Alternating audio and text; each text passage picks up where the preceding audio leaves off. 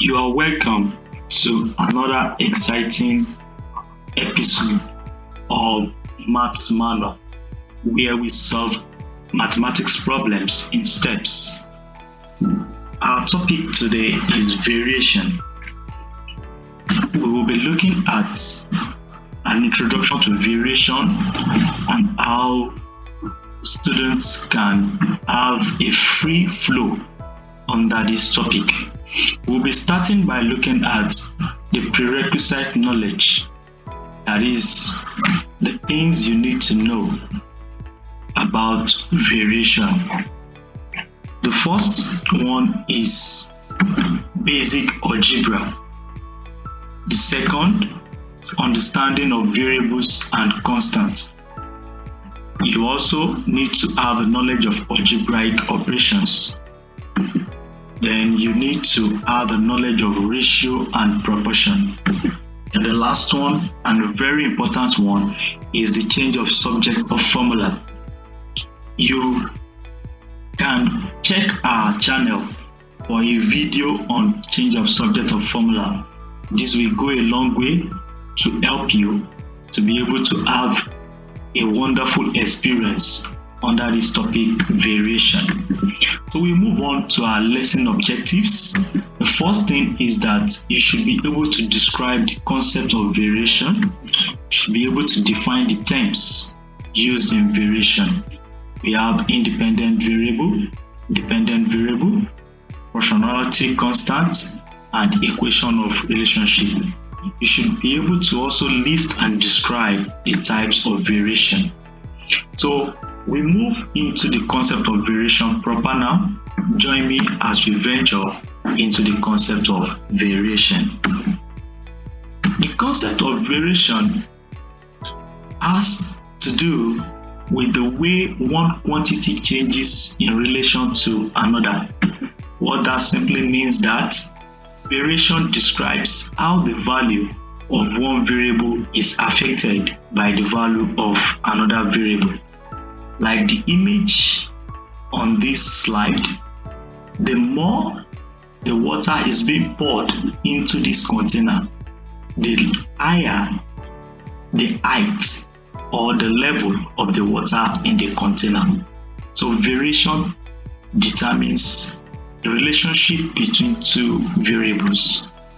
So we have examples of variation in real life situations. Variation abounds in every of our everyday activity. We are going to look just two examples, and the first one has to do with the kitchen, talking about cooking, and we are looking at direct variation.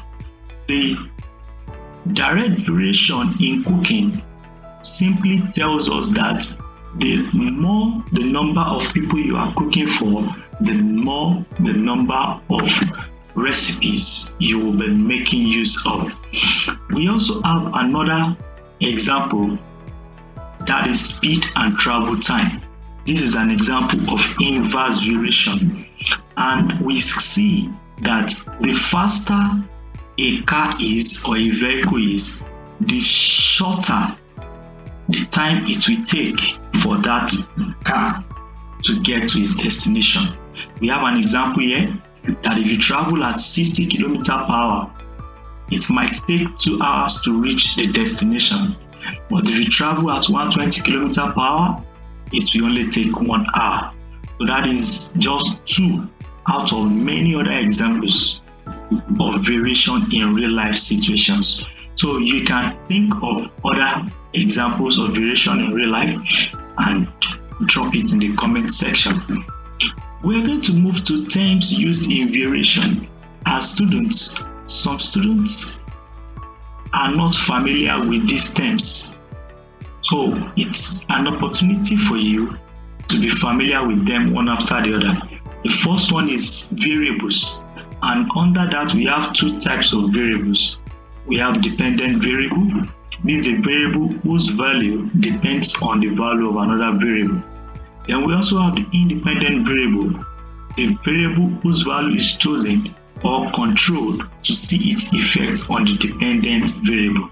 So the dependent variable cannot stand alone, while the independent variable can stand on its own. And we have the proportionality constant, K. It is a constant value that relates the two variables in a variation equation. What it does that it shows the strength and nature of relationship between the variables. And this will lead us to equation of relationship. This shows the connection between two or more variables. So it provides a mathematical expression that relates the value of these variables to each other. When we get to the calculation aspect, you will understand this better. So we move to types of variation. We are going to be looking at 4 types of variation and just describing them one after the other. The first one is direct variation. This is a relationship where an increase in one variable leads to a corresponding increase in the other variable and vice versa. That's just like the example I gave under the recipe example. We also have the inverse variation, a relationship where an increase in one variable causes a decrease in the value of the other variable and vice versa. That means that if there is a decrease in the variable, there will be an increase in the other variable. Then we have joint variation. It's a relationship where a variable varies as a product of 2 or more other variables. Then the last one is partial variation. It's a relationship where a variable depends partly on another variable and partly on a constant stem.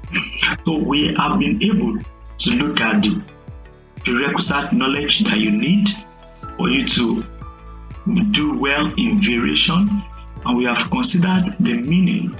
We have also considered the types. So I would like you to subscribe to our channel as we'll be looking at the types of variation one after the other with relevant examples in our next video. Thank you for watching.